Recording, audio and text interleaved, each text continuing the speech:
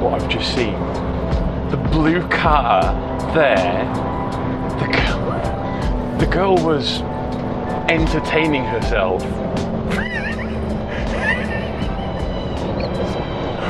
What the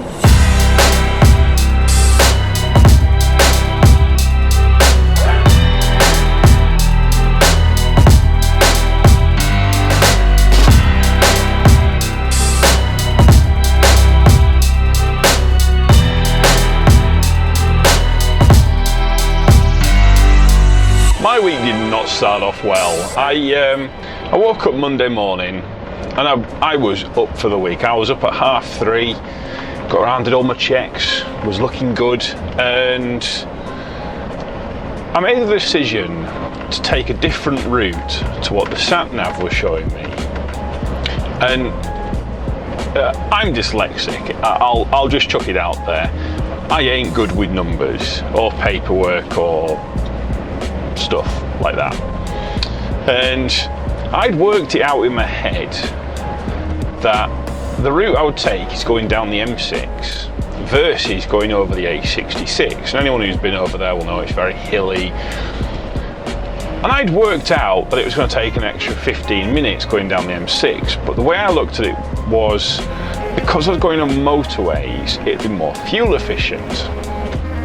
Had it all in my head, and I thought 15 minutes, that's going to be worth it because it's going to give me better fuel efficiency and it's just going to be all around more economical. And I got a text from my planner and he's like, what the hell are you doing? Why have you gone that way? And I called him up and was like, oh, what have I done? What's the crack? What have I done wrong? And he says, well, that route that you've taken takes an extra 40 minutes. So I was like, what? No, it can't do. So I worked it out on the sat nav, put it all in. Yeah, he's right. 45 minutes extra it took me. Yeah, that wasn't great. That was quite embarrassing. That was a big mistake. And then obviously I had to fess up to my boss and explain I have cocked up colossally on this one. Thankfully, he's a very understanding guy, and although yes, he took the piss out of me many times, he at least saw the funny side of it. So, you know, swings and roundabouts. Next, my weigher decided that, given that it was Monday, they just wouldn't bother doing anything, and it packed up completely. And when I got to my next site to collect a load, I had to tell the driver, the load driver, shovel driver, to just guess. What do you think it is? And he guessed. He didn't guess too badly. Unfortunately, it was a ton underweight. Now, normally when you come onto a weigh bridge, you've got a little thing, a little digital reader, and you can see how much is on there, and you can decide, oh, I'll go around, get some more on, and I'll go and tip some off. But this is one of the ones where you have to get out, walk around, go into the office. And by the time I'd done that, the guy had done my ticket and was handing it to me. I was like, what's the weight? And he goes, 43.80, I think it was. Underweight anyways. And as I have said in the previous video, you want to try and get as close as you can do. Now, don't get me wrong, it's not the end of the world, that, but it's frustrating. It's not what I was wanting. And yeah, I had to take that on the chin, unfortunately. And then I made my second mistake of the day, because the weigher was really bugging me. And I thought, rather than push to my next site, I'll park up for half an hour, have a half an hour break, and I'll see if I can try and fix it. Now, just before we go, I didn't break anything, but at the same time I didn't actually fix anything, and that was problematic in itself.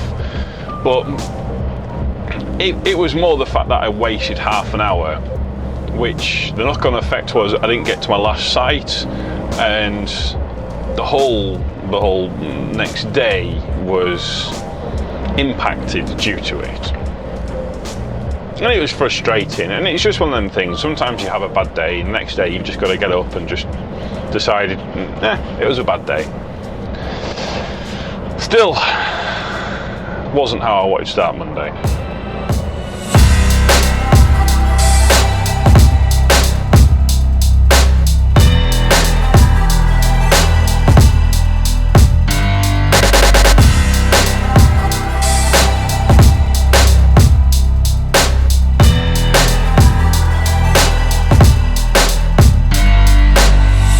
At the end of last week's video, I asked if people had questions that they'd like me to answer during the vlog, or if there's anything that they want to know, anything that I can put my wealth of experience towards. James asks, what is the best and worst thing about service stations? And I've been trying to think of something good to say, something positive, because I like the positivity. I think that this channel should be about, the positive aspects of trucking. Unfortunately, I think I'm going to have to come back to the good points, because I can't think of any right now. On the negative side, I can definitely answer that, because service stations are essentially evil. Yeah, we'll go with that. A necessary evil, but nonetheless very much evil. To the service stations, truckers are but a nice big cash pinata that they can smash and get as much money out of us as possible. Take, for example, parking. Moto, you're looking at over 30 quid for a night stay, which is extortionate. You're looking at half that at a truck stop, and you add 30 quid up a night over the week, you're looking at well over 100 quid, 120, 150, depending on how many nights you're out. That's a lot of money. And for a lot of truckers, we don't all have snap cards. We still get the money back, don't get me wrong, but you've got to fork out for that, and holy hell, that's a lot of cash. And then when you're actually inside the services, everything's super expensive, because they know you can't go to an Asda pulling up in a 50 plus foot rig. You ain't getting parked at Asda. And even if somehow you manage to get it in there, getting it turned and back out is next to impossible. Trust me, I've done it. And it was not a fun experience. That was my second week, and holy crap, I will never do that again. And if you need more evidence for this, just look at how the truck parking is set up versus the car parking. It'll tend to be further away, around the back of the building, out of eyeshot, because we don't want the business people looking at the trucks. Big, smelly, horrible things they are. Oh, la-di-da, we'll go for a cup of brandy. Is that what business people drink? I don't know. I don't really know many business people. But regardless, it feels like, in a sense, that we're lower class citizens. I guess in a way, it's like second class and first class on a train. You can go right down there, out to the back, and if you want to get any food, then sod you. Here's some scraps. And I know some people are going to disagree with me on this, because there's always someone who disagrees, and that's fine. You're entitled to your own opinion.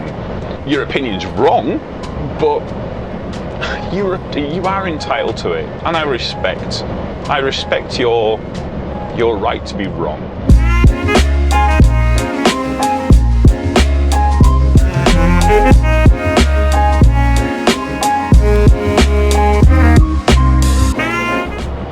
There are a few other things that irritate me about the services. For instance, when you've had a long day, you've done your 15 hours or whatever, and you get in and you are exhausted, you're knackered, and you just want to bunk down, and you're going to WH Smith's to go and pay for your parking for the night.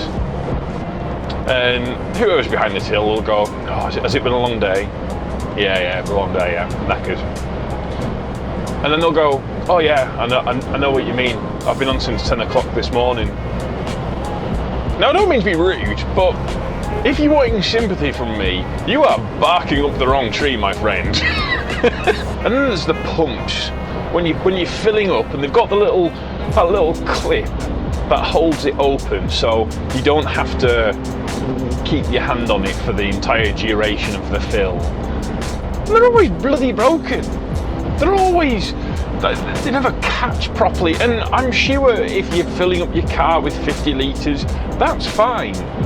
When you're filling a truck up with 400 litres, your hand's on there for a good while, and I know they go faster, but your hands start to cramp up after a while. I want to go and do other things like tidying my cab out. And then there's the absolute worst thing about services, and this really ticks me off.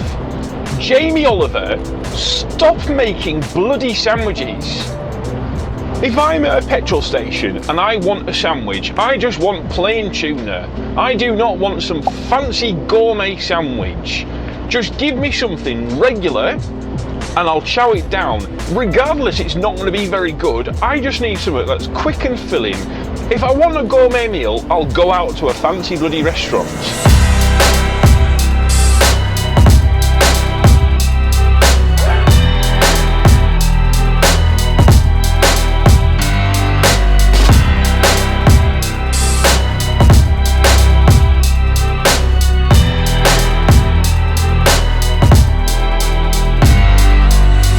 Scotland, we have to talk.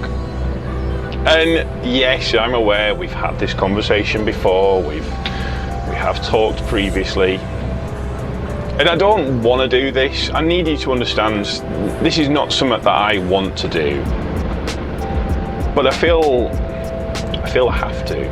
I have to explain things again. And I also need you to know I love you, Scotland. I do. It's just these little things that I just don't understand why you do them. I don't. And just to explain to our non-road literate viewers, I know some people might not know the hierarchy of roads within the UK, and it's literally as interesting as it sounds. So stand by, your minds are going to be blown. The way it works in the UK is there's a hierarchy of roads as such, and you want to be on the biggest ones wherever you can. So motorways, if you can be on a motorway or highway, if you're American or Canadian, we do have American and Canadian viewers.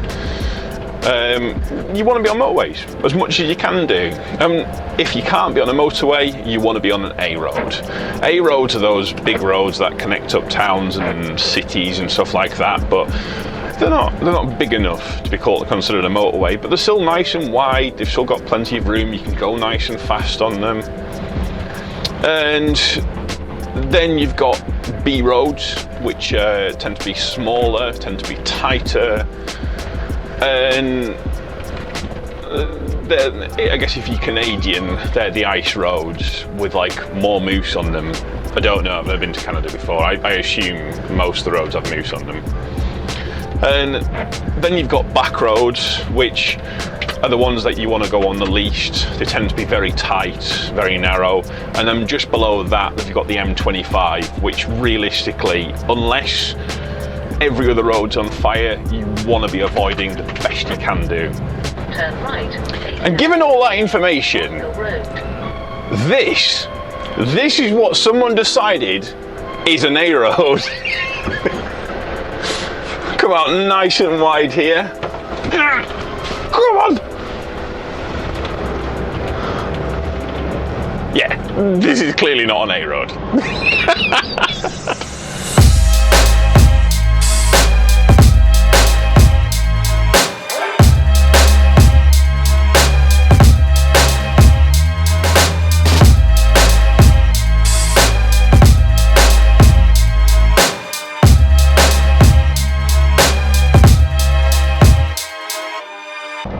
Right, well, it's Friday, so I'm now heading back to the yard. I'm going to be going home, and I'm going to be hitting the yard at a pretty good time, just after 3 o'clock, which I'm happy about. And although it didn't start off so well, the week panned out brilliantly.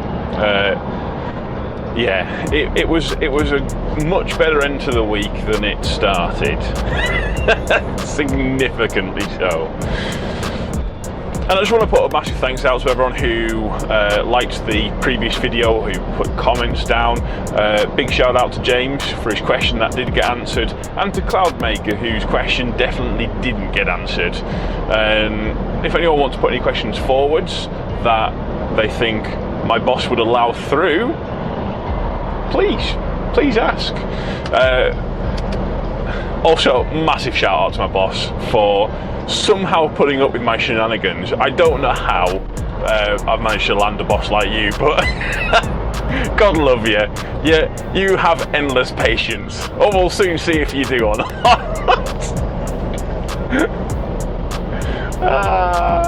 Hashtag don't fire me. Thanks for watching. If you haven't already, click subscribe, the little bell notification, click like, share with your mates, and don't forget to leave me a comment. Let me know if there's a question I can answer. And yeah, till next time, thanks very much.